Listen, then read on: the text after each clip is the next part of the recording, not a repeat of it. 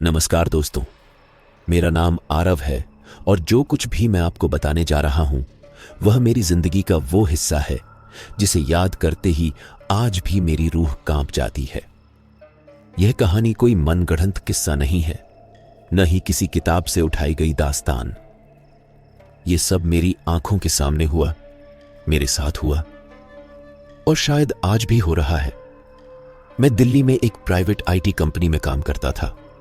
दिन रात computer screen, meetings, target और डेडलाइंस जिंदगी जैसे एक मशीन बन चुकी थी। मेरी शादी को अभी 1.5 साल ही हुए थे। मेरी पत्नी मीरा बहुत समझदार, शांत स्वभाव की और बेहद संवेदनशील थी। वो अक्सर कहती थी कि मैं जिंदगी को जीना भूल गया हूं, बस काट रहा हूं। इसीलिए जब इस बार कंपनी से मुझे 2 हफ्तों की छुट्टी मिली तो मैंने तय किया कि इस बार हम दोनों कहीं दूर चलेंगे। भीड़ से दूर, शहर के शोर से दूर, किसी ऐसी जगह जहां मोबाइल नेटवर्क भी जिद करके आता हो। मीरा पहाड़ों की बहुत शौकीन थी। उसे हरियाली, ठंडी हवा और खामोशी पसंद थी। कई ऑप्शन देखने के बाद हमने एक छोटा सा हिल एरिया चुना जो ज्यादा टूरिस्ट मैप पर नहीं था। हिमाचल और उत्तराखंड की सीमा के पास एक ऐसा इलाका जहां बस नाम भर के होटल थे और ज्यादातर लोग होम स्टे या किराए के मकानों में रुकते थे। सफर की शुरुआत बहुत खूबसूरत थी। जैसे जैसे दिल्ली पीछे छूटती गई, मेरा दिमाग हल्का होता चला गया। मीरा खिड़की से बाहर देखते हुए कभी मुस्कुराती, कभी तस्वीरें लेती। पहाड़ों में घुसते ही हवा में एक अजीब सी ठंडक और नमी घुल गई थी। शाम ढलते ढलते हम उस इलाके के पास पहुंच गए। वहां एक छोटा सा कस्बा था जहां से आगे सिर्फ संकरी, घुमावदार पहाड़ी सड़कें जाती थीं। वहीं एक स्थानीय आदमी ने हमें बताया कि ऊपर की तरफ एक पुराना मगर सस्ता मकान किराए पर मिल सकता है। बोला, ज्यादा लोग वहां नहीं रुकते मगर जगह शांत है। उसके चेहरे पर कहते समय एक अजीब सी झिझक थी, मगर मैंने उस पर ध्यान नहीं दिया। करीब आधे घंटे की ड्राइव के बाद हम उस जगह पहुंचे। वो मकान पहाड़ी की ढलान पर अकेला खड़ा था। आसपास कुछ टूटे फूटे ढांचे थे, जैसे कभी वहां और भी घर रहे हों। नीचे की तरफ एक छोटा सा गांव दिख रहा था जहां से हल्की हल्की आवाजें ऊपर तक आ रही थीं। मकान पुराना था मगर साफ सुथरा। लकड़ी के दरवाजे, पत्थर की दीवारें और एक छोटा सा बरामदा। चाबी देने वाला आदमी जल्दी जल्दी बातें करके चला गया, जैसे उसे वहां एक पल भी ज्यादा रुकना पसंद ना हो। मीरा ने मुस्कुराते हुए कहा, कितनी शांति है यहां, बिल्कुल अलग दुनिया। मैंने भी गहरी सांस ली। सच में वहां एक अजीब सी शांति थी, इतनी गहरी कि कानों में खुद की सांस की आवाज सुनाई दे। हमने सामान रखा, थोड़ा घूमे, चाय बनाई और पहाड़ों के पीछे डूबते सूरज को देखते रहे। उस पल जिंदगी परफेक्ट लग रही थी। रात का खाना हल्का सा बनाया और थकान के कारण जल्दी सो गए। लेकिन उसी रात सब कुछ बदल गया। रात का अंदाजा नहीं था, शायद 12 या 1 बजे के बीच अचानक मेरी नींद टूट गई। वजह कोई आवाज नहीं थी, बल्कि एक अजीब सी बेचैनी, जैसे कोई बहुत देर से मुझे देख रहा हो। मैंने करवट बदली। मीरा मेरे पास नहीं थी। मैं घबरा गया। मीरा? मैंने धीमी आवाज में पुकारा। कोई जवाब नहीं। मैं उठकर बैठ गया। कमरे में हल्की पीली रोशनी थी। दरवाजा आधा खुला हुआ था।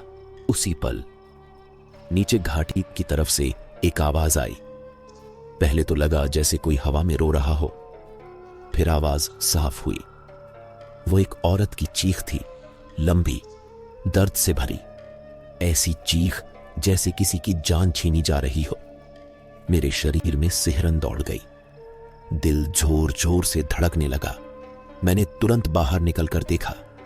बरामदे में मीरा खड़ी थी, दोनों हाथों से रेलिंग पकड़े, नीचे अंधेरे में घूर रही थी। तुमने सुना? उसने कांपती आवाज में पूछा। मैं कुछ बोल नहीं पाया। वो चीख दोबारा आई, इस बार ज्यादा पास से। ऐसा लगा जैसे वो आवाज सीधे पहाड़ों से टकराकर हमारे कानों में घुस रही हो। मीरा की उंगलियां मेरी बांह में धंस गईं। आरव, ये क्या है? मैंने उसे अंदर खींच लिया और दरवाजा बंद कर दिया। कुछ सेकंड, फिर सन्नाटा, इतना गहरा सन्नाटा कि दिल की धड़कन कानों में गूंजने लगी। शायद कोई जानवर होगा। मैंने खुद को और उसे समझाने की कोशिश की, लेकिन मीरा की आंखों में डर साफ था। हम दोनों देर तक जागते रहे, मगर फिर कोई आवाज नहीं आई। थकान और डर के बीच कब नींद आ गई पता ही नहीं चला। सुबह सूरज की रोशनी के साथ सब कुछ सामान्य लग रहा था। रात की घटना किसी बुरे सपने जैसी महसूस होने लगी। मीरा ने मुस्कुराकर कहा, शायद पहाड़ों में आवाजें गूंजती हैं, इसलिए डरावनी लगती हैं। मैंने भी हामी भर दी, लेकिन अंदर कहीं कुछ सही नहीं लग रहा था। दोपहर को हम नीचे गांव की तरफ गए। गांव छोटा था, मुश्किल से 20 से 25 घर। लोग सामान्य दिख रहे थे, मगर एक बात अजीब थी। जैसे ही हम किसी से नजर मिलाते, वो या तो नजरें झुका लेता या जल्दी से दूसरी तरफ मुड़ जाता। एक जगह एक बूढ़ी औरत लकड़ी के चूल्हे के पास बैठी थी। जैसे ही उसकी नजर मीरा पर पड़ी, वो उठ खड़ी हुई। उसकी आंखें बहुत अजीब थीं। ऐसी आंखें मैंने पहले कभी नहीं देखी थीं। उसने कांपती उंगली से मीरा की तरफ इशारा किया और धीमी मगर भारी आवाज में बोली, यहां मत रुको बेटी, ये जगह किसी को अपना नहीं बनाती। मीरा सन्न रह गई। मैं कुछ कहता, उससे पहले ही पास खड़ा एक आदमी बोला, माफ करना, ये थोड़ी ठीक नहीं है, इनकी बातों पर ध्यान मत देना। बूढ़ी औरत अब भी मीरा को घूरे जा रही थी। उसकी आंखों में डर नहीं था, वहां चेतावनी थी। हम वापस लौट आए, मगर मीरा का चेहरा बुझा हुआ था। उस रात हम फिर सो नहीं पाए, क्योंकि इस बार चीख सिर्फ सुनाई नहीं दी, वो हमारे दरवाजे तक आ गई थी। उस रात दरवाजे के पास आई आवाज ने हमारी नींद पूरी तरह उड़ा दी थी। मैं और मीरा दोनों बिस्तर पर बैठे थे, सांस तक ठीक से नहीं ले पा रहे थे। दिल इतनी जोर से धड़क रहा था कि लग रहा था जैसे कोई उसे बाहर निकाल लेगा। दरवाजे के बाहर फिर से हल्की सी आहट हुई। ऐसी नहीं जैसे कोई चल रहा हो, बल्कि जैसे कोई नंगे पांव घिसट रहा हो। मीरा ने धीरे से मेरा हाथ पकड़ा। उसके हाथ बर्फ जैसे ठंडे थे।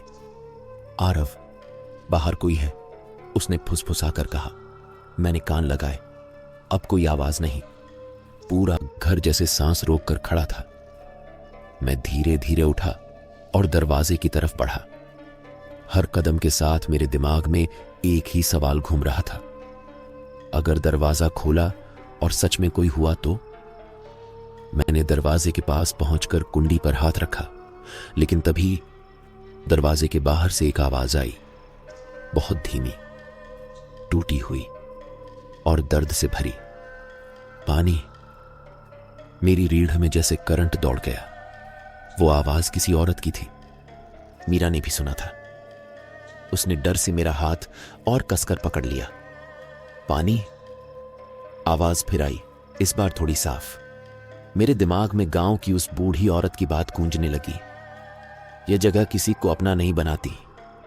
मैंने खुद को संभालते हुए कहा, शायद कोई गांव की औरत होगी, मदद चाहिए होगी।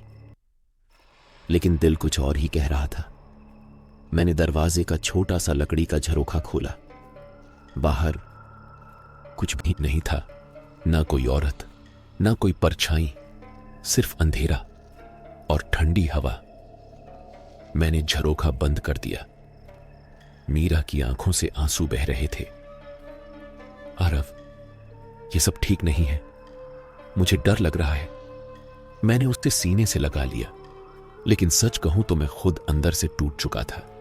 उस रात हम दोनों ने लाइट जलाकर ही काटी। नींद नाम की चीज आंखों से कोसों दूर थी। सुबह जब सूरज निकला तो डर थोड़ा कम लगा। पहाड़ फिर से सुंदर लगने लगे, जैसे रात की सारी दहशत सिर्फ हमारा वहम हो लेकिन मीरा बिल्कुल चुप थी। अगर तुम्हें ठीक नहीं लग रहा तो हम आज ही वापस चल सकते हैं, मैंने कहा। उसने कुछ सेकंड मुझे देखा, फिर बोली, नहीं, मैं डरकर भागना नहीं चाहती, लेकिन आरव, अगर कुछ भी अजीब लगे तो हम एक पल भी यहां नहीं रुकेंगे। मैंने हामी भरी। दोपहर तक सब सामान्य रहा। मैंने सोचा शायद हमें ही वहम हो गया था, लेकिन शाम ढलते ही हवा बदलने लगी। पहाड़ों में अक्सर शामें जल्दी उतरती हैं, मगर उस दिन अंधेरा कुछ ज्यादा ही जल्दी घिर आया। आसमान में बादल ऐसे जमा थे जैसे किसी ने जानबूझकर सूरज को ढक दिया हो। मीरा खिड़की के पास खड़ी थी। आरव, नीचे देखो, उसने कहा। मैंने नीचे गांव की तरफ देखा। पूरा गांव अजीब तरह से शांत था। ना कोई बच्चा, ना कोई जानवर, ना कोई आवाज। ऐसा लग रहा था जैसे गांव अचानक मर गया हो। तभी मैंने देखा, एक घर के बाहर वही बूढ़ी औरत खड़ी थी। वो ऊपर सीधे हमारे घर की तरफ देख रही थी। उसकी आंखें इस बार और भी गहरी लग रही थीं। अचानक उसने अपना हाथ उठाया और एक इशारा किया, जैसे कह रही हो, भाग जाओ। उसी पल बिजली कड़की, आसमान चमक उठा और अगले ही पल सब कुछ अंधेरे में डूब गया। लाइट चली गई थी। मीरा चीख पड़ी। मैंने मोबाइल की टॉर्च जलाई। शांत रहो, कुछ नहीं होगा, मैंने कहा, जबकि मेरा दिल खुद मेरे झूठ पर हंस रहा था। तभी रसोई की तरफ से बर्तन गिरने की आवाज आई। मैंने टॉर्च उधर घुमाई, कुछ भी नहीं, लेकिन बर्तन जमीन पर पड़े थे। मीरा अब रोने लगी थी। आरव, कोई घर के अंदर है। मैंने किचन की तरफ एक कदम बढ़ाया और तभी मेरे कानों के पास किसी ने फुसफुसाकर कहा, वो आ गई है। मैं पीछे मुड़ा। कोई नहीं। मेरे शरीर के सारे बाल खड़े हो चुके थे। मीरा, अपना सामान पैक करो, मैंने कहा, हम अभी निकलते हैं। लेकिन तभी घर के बाहर कुछ भारी सा गिरने की आवाज आई, जैसे कोई बड़ी चीज छत से नीचे कूदी हो। इसके बाद हंसी, बहुत धीमी मगर साफ, औरत की हंसी। मीरा ने अपना मुंह दबा लिया ताकि उसकी आवाज बाहर न जाए। मैंने धीरे से दरवाजे की तरफ देखा। दरवाजे के नीचे किसी के पैरों की परछाई थी, लेकिन वो पैर जमीन को छू ही नहीं रहे थे। परछाई हवा में तैर रही थी। मीरा, पीछे हटो, मैंने कहा। अचानक दरवाजे पर जोर की चोट पड़ी। धड़ाम! पूरा घर हिल गया। मीरा चीख पड़ी, खोलो! बाहर से वही टूटी आवाज आई, मुझे अंदर आने दो। मैंने पूरी ताकत से दरवाजा पकड़ लिया। आरव, वो अंदर आ गई तो? मीरा की आवाज टूट रही थी। फिर दूसरी चोट, इस बार और जोर से। लकड़ी चरमराने लगी। मेरे दिमाग में बस एक ही नाम घूम रहा था। वो जो भी था, इंसान नहीं था। और तभी पीछे से एक और आवाज आई, बिल्कुल पास से, मीरा के कान के पास। उसे छोड़ दे, अब ये घर मेरा है। मीरा जोर से चीखी। मैंने मुड़कर देखा और जो मैंने देखा वो मैं कभी नहीं भूल पाऊंगा। मीरा के पीछे आईने में एक और चेहरा था। लंबे बिखरे बाल, खून जैसी लाल आंखें और मुस्कान जो इंसानी नहीं थी। और उसी पल लाइट अपने आप जल गई। आईना खाली था, लेकिन मीरा बेहोश होकर मेरे हाथों में गिर चुकी थी और बाहर दरवाजे के पास हंसी अब और तेज हो चुकी थी। मीरा मेरे हाथों में बेहोश पड़ी थी। उसकी सांसें बहुत धीमी थीं, जैसे किसी ने उसके अंदर की ताकत निचोड़ ली हो। बाहर दरवाजे के पास अब भी हंसी गूंज रही थी, मगर लाइट जलते ही वो हंसी अचानक थम गई। मैंने हिम्मत करके दरवाजे की तरफ देखा, पर छाई गायब थी, जैसे कभी कुछ था ही नहीं। मैंने मीरा को बिस्तर पर लिटाया।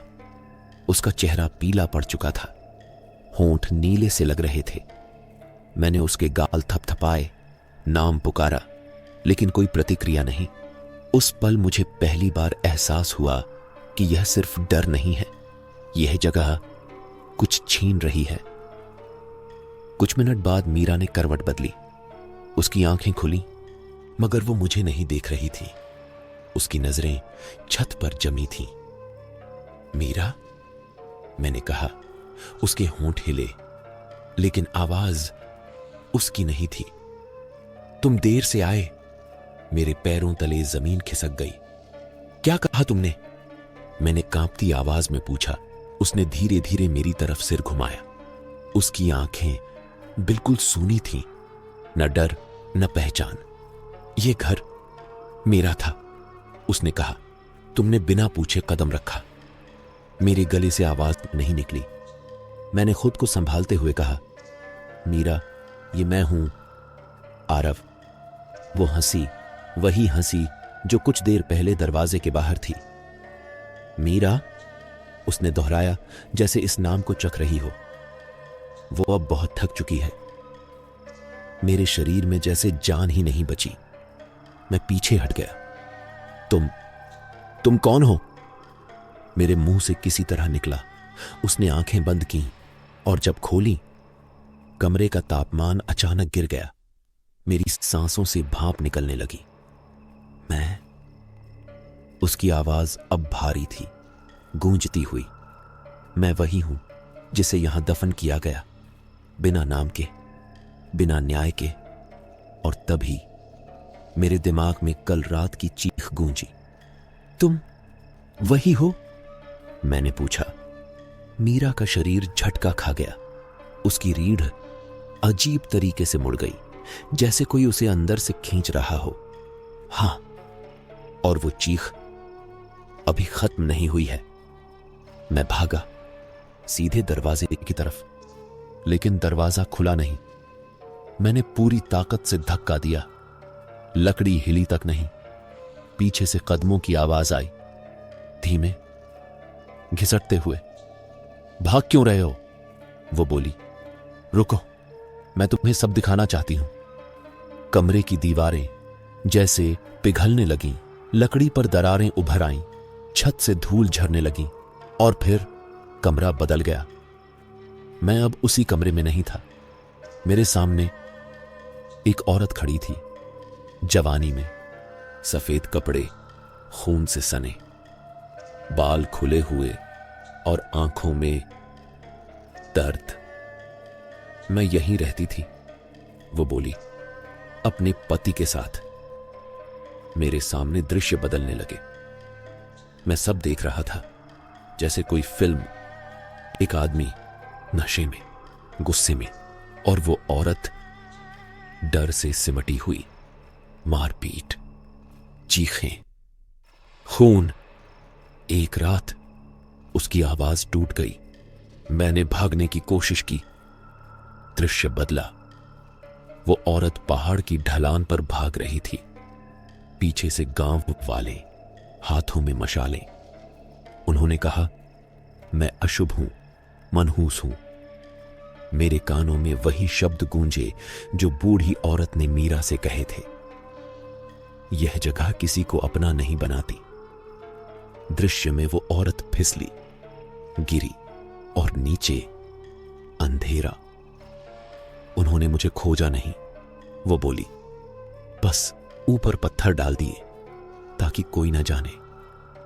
मैं कांप रहा था। मुझे मरने में 3 दिन लगे। उसकी आवाज में अब गुस्सा था। 3 दिन, बिना पानी, बिना किसी के। कमरा फिर बदला। मैं वापस उसी घर में था। मीरा मेरे सामने खड़ी थी। अब तुम समझे? उसने पूछा। यह घर मेरा है, और जो भी यहां रुकता है वो मेरा हो जाता है। नहीं, मैंने सिर हिलाया। मीरा को छोड़ दो। उसने कुछ नहीं किया। वो पास आई, बहुत पास। उसकी सांसें ठंडी थीं। उसने मेरा नाम लिया। उसने कहा, और जो मेरा नाम लेता है वो दरवाजा खोल देता है।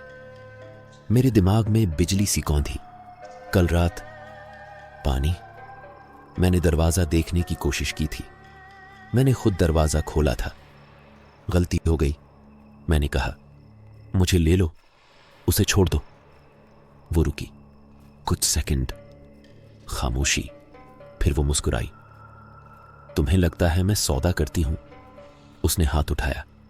मीरा का शरीर हवा में उठ गया। मीरा की आंखें खुली। इस बार वो सच में डर रही थी। आरव, उसकी असली आवाज। मुझे बचाओ। मैं चीख पड़ा। उसी पल घर के बाहर से एक और आवाज आई। अब भी समय है बेटा। मैंने पलट कर देखा। दरवाजे के पास वही बूढ़ी औरत खड़ी थी, हाथ में एक पुराना ताबीज। उसकी आंखें अब पागल नहीं लग रही थीं, वो सख्त थीं।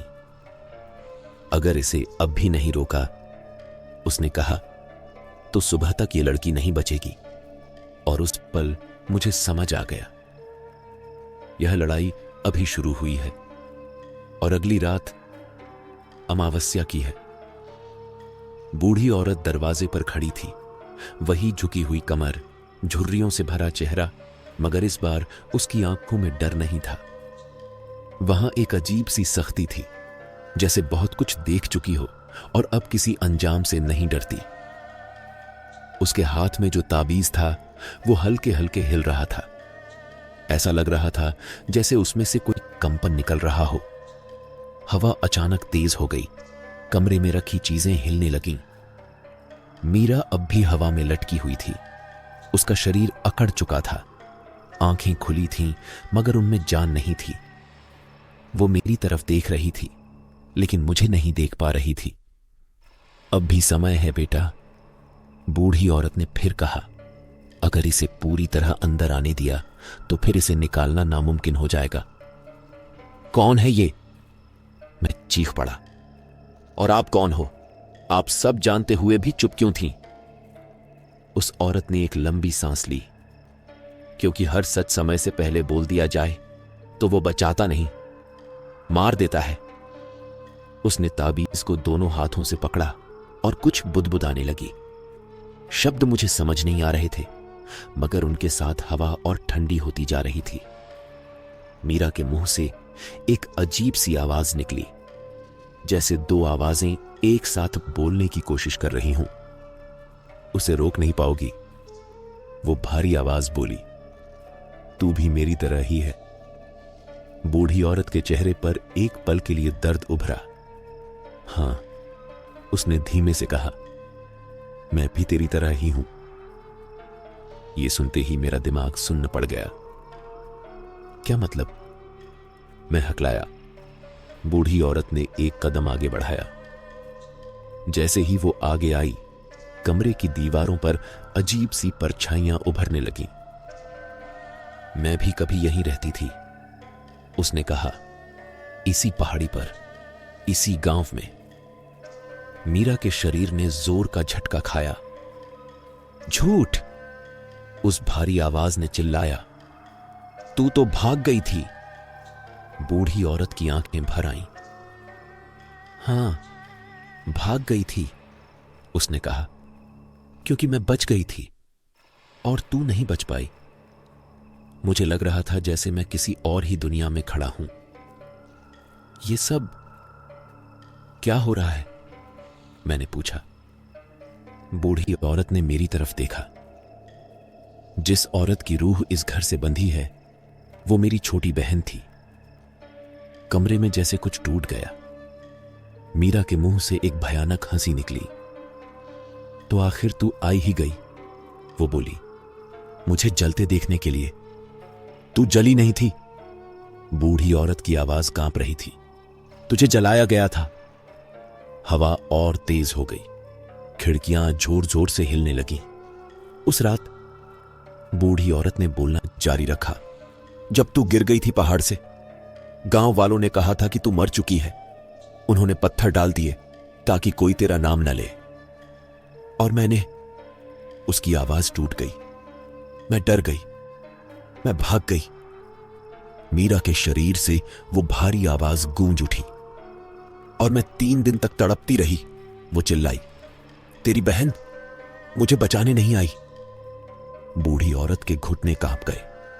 मैं हर रात वो चीख सुनती हूं, उसने कहा, हर रात पिछले 50 साल से। मैं समझ गया था, यह सिर्फ बदला नहीं था, यह अधूरापन था।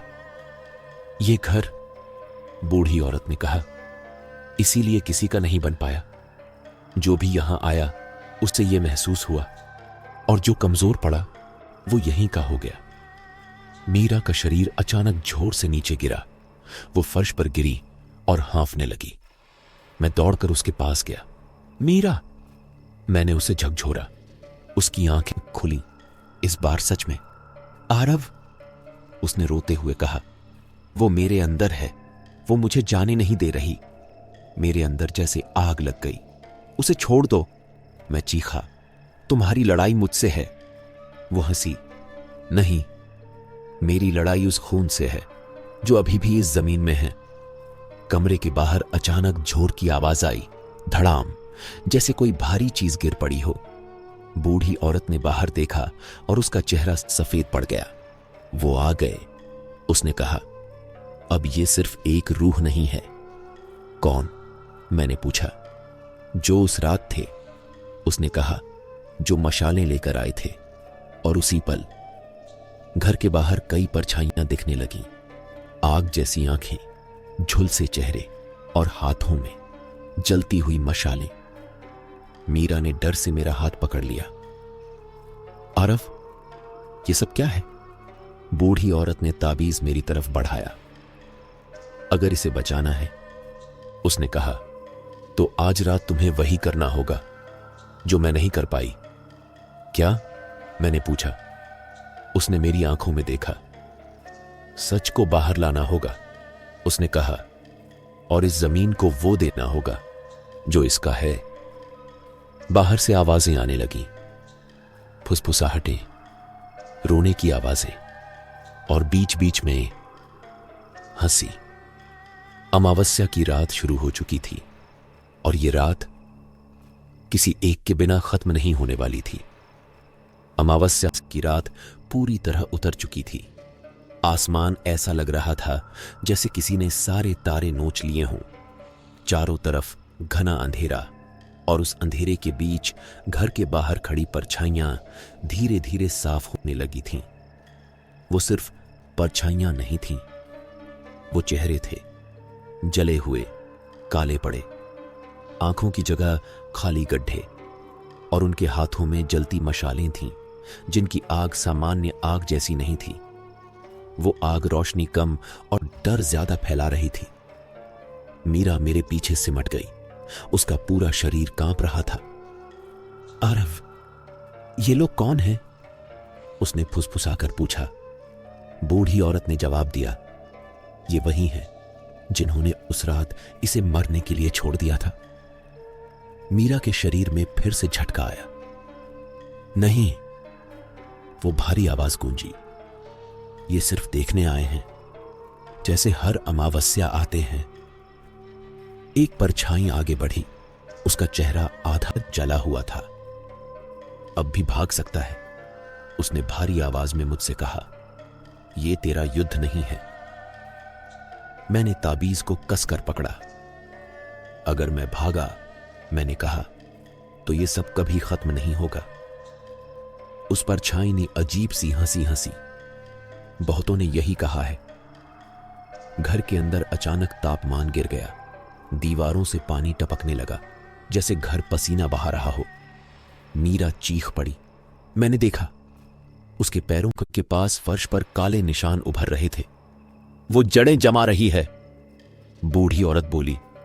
अगर पूरी तरह जम गई तो फिर कुछ नहीं बचेगा। तो क्या करना होगा?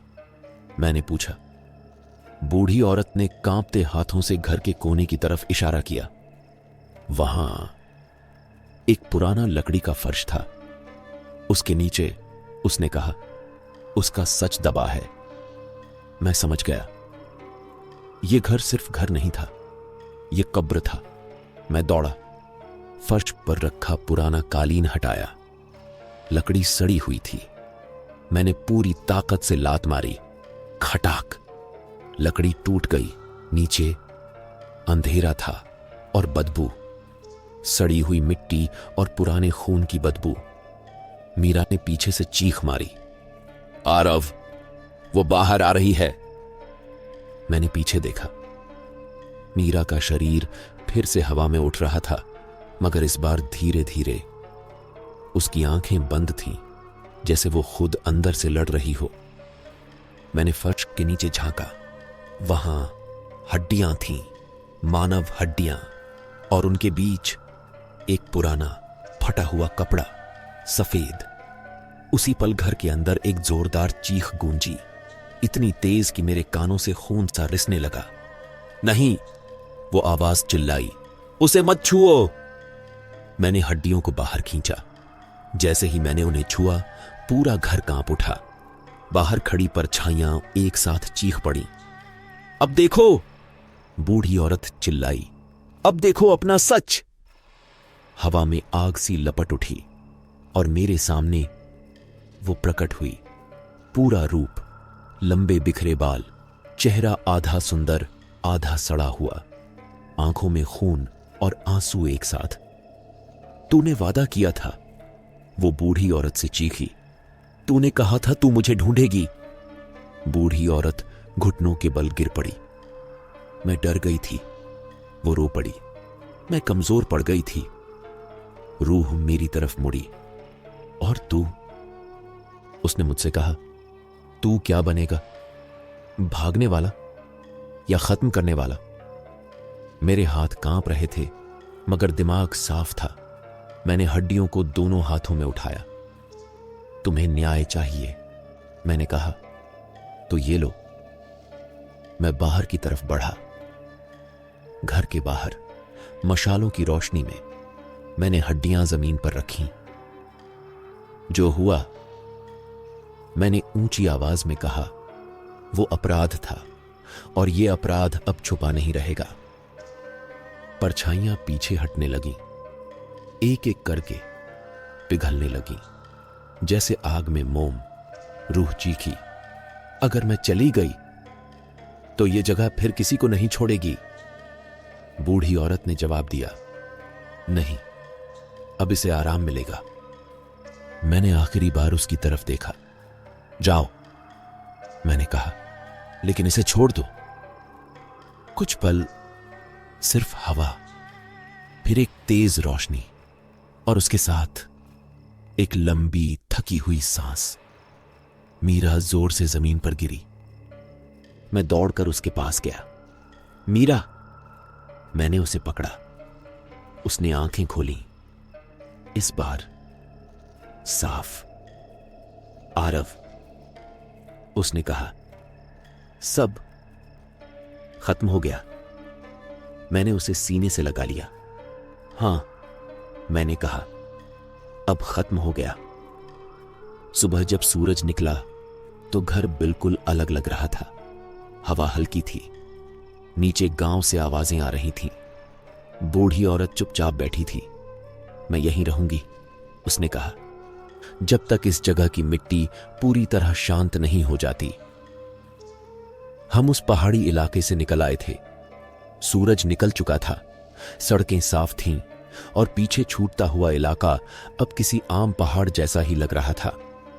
अगर मीरा के हाथ पर अब भी ठंडे नीले निशान न होते तो शायद मैं खुद भी मान लेता कि जो कुछ हुआ वो सिर्फ एक डरावना सपना था। कार में सन्नाटा था। मीरा खिड़की से बाहर देख रही थी। उसकी आंखों में अब डर नहीं था, बल्कि एक अजीब सी खालीपन थी, जैसे कोई बहुत कुछ पीछे छोड़ आई हो। तुम ठीक हो? मैंने धीरे से पूछा। उसने सिर हिलाया। हां, बस थोड़ा थक गई हूं। दिल्ली पहुंचते पहुंचते शाम हो गई। घर वही था, सड़कें वही थीं, लोग वही थे, लेकिन हम दोनों पहले जैसे नहीं थे। रात को खाना भी चुपचाप खाया और बिना बात किए सोने चले गए। मैंने सोचा शायद अब सब खत्म हो गया है, लेकिन असली डर तभी शुरू हुआ। रात के करीब 3 बजे मेरी नींद खुली। कमरे में हल्की सी ठंडक थी, जबकि एसी बंद था। मैंने करवट बदली और मीरा की तरफ देखा। वो बैठी हुई थी, सीधे, बिल्कुल सीधी, आंखें खुली हुई। मीरा, मैंने कहा। कोई जवाब नहीं। मैं उठकर बैठ गया। मीरा, सब ठीक है? धीरे धीरे उसने मेरी तरफ सिर घुमाया और उसी पल मेरे सीने में कुछ बैठ गया। उसकी आंखों में डर नहीं था, वहां पहचान भी नहीं थी। वो बहुत धीमी आवाज में बोली, तुमने वादा किया था कि पीछे मुड़कर नहीं देखोगे। मेरे हाथ पांव सुन्न हो गए। क्या? मेरे मुंह से निकला। उसने पलक झपकाई और अगली ही सांस में उसकी आवाज बिल्कुल सामान्य हो गई। आरव, तुम जाग रहे हो? वो जम्हाई लेते हुए बोली। पानी चाहिए था मुझे। मैं पसीने में भीग चुका था। तुम अभी क्या कह रही थी? मैंने पूछा। वो हैरानी से मुझे देखने लगी। मैं तो कुछ भी नहीं बोली। तुम सपना देख रहे हो क्या? मैंने कुछ नहीं कहा। अगले दिन से छोटी छोटी बातें होने लगीं। मीरा कभी कभी आईने के सामने खड़ी होकर खुद से बातें करती, कभी अचानक बिना वजह ठंडी हवा चलने लगती, कभी कभी रात में मुझे लगता जैसे कोई हमारे कमरे के कोने में खड़ा है। लेकिन सबसे डरावनी बात 1 हफ्ते बाद हुई। मैं ऑफिस से लौटा तो मीरा पूजा कर रही थी। सामने दिया जल रहा था। आज अचानक? मैंने पूछा। उसने मुस्कुराकर कहा, बस ऐसे ही मन किया। मैंने दिए के पास देखा। वो ताबीज रखा था, वही पुराना ताबीज। ये कहां से आया? मेरी आवाज कांप गई। मीरा ने मेरी तरफ देखा। उसकी मुस्कान बहुत हल्की थी। वो तो हमेशा से यही था। उसने कहा, तुम भूल जाते हो ना आरव। मेरे कानों में वही फुसफुसाहट गूंज गई जो मेरा नाम लेता है। वो दरवाजा खोल देता है। मैं पीछे हटा। मीरा, तुम मेरा नाम कैसे बोल रही हो? उसने सिर थोड़ा झुकाया और बहुत धीरे से बोली, क्योंकि अब ये घर मेरा नहीं है। लाइट अचानक बुझ गई। कमरे में ठंड फैल गई और अंधेरे में मुझे एक लंबी सांस की आवाज सुनाई दी। चीख नहीं, बस सांस।